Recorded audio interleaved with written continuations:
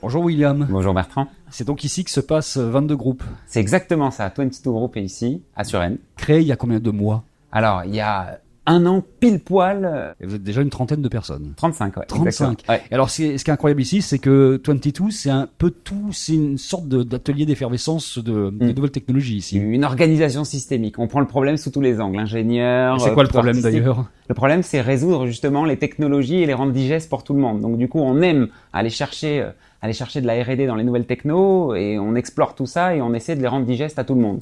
Donc c'est une sorte de digital studio mais 3.0 finalement. Exactement, c'est ça. Un lab de R&D presque. Ouais. On fait un peu de tout ici. En fait, tout ce qui touche à la 3D, tout ce qui touche à l'intelligence artificielle, ça peut passer par ici. Exactement.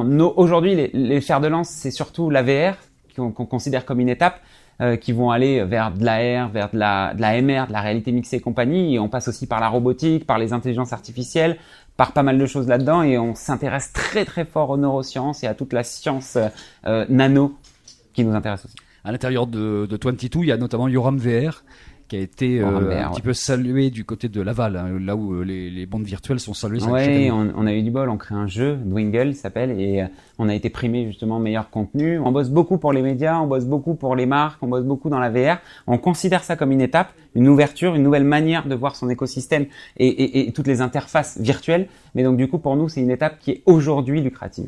Vous avez fait également un jeu pour TF1. Oui. On a fait un petit jeu où on est passé avec Alessandra Sublet et bientôt chez Arthur aussi. Dernièrement, on a fait un moteur qui permet de vous faire croire dans 12 mètres carrés que vous avancez toujours. Et donc, du coup, à des moments où vous regardez quelque chose, on fait tourner tout le monde, vous vous relevez, vous avez encore un champ de 12 mètres carrés. En fait, l'objectif, c'est de jouer avec ça. Et de ça, en faire quelque chose de objectif et de quelque chose qui va venir agréger les technologies. Comment est-ce qu'on fait pour, en un an, arriver à avoir des si beaux clients? On a envie, on est passionné. Oh, ça suffit pas, il faut avoir un petit peu Alors, on est passionné, on est déterminé, on a vraiment, si, je pense que la passion est moteur de beaucoup de choses et la vision vient agréger justement la direction. L'énergie et surtout savoir emporter du monde. J'ai fait 2-3 trucs avant qui m'ont permis de voir si j'étais un bon manager et un bon visionnaire et ça a donné aujourd'hui que je m'établis et que je m'épanouis dans les recherches des nouvelles technologies. Bon, les 2-3 trucs, c'était une première boîte à l'âge de 19 ans, c'est quand même ça déjà au départ. Ouais, c'est ça, en 2005. Exactement. Hein, et puis il y a eu un petit truc qui a fait parler de lui légèrement, c'est Coyote. Hein. Exactement, et voilà. C'est quoi le credo? C'est quoi la vision profonde de 22 finalement? C'est dur à dire parce que ça fait un peu mégalo, mais j'ai envie d'être vraiment sur tous les continents, d'apporter les nouvelles technologies, créer des produits.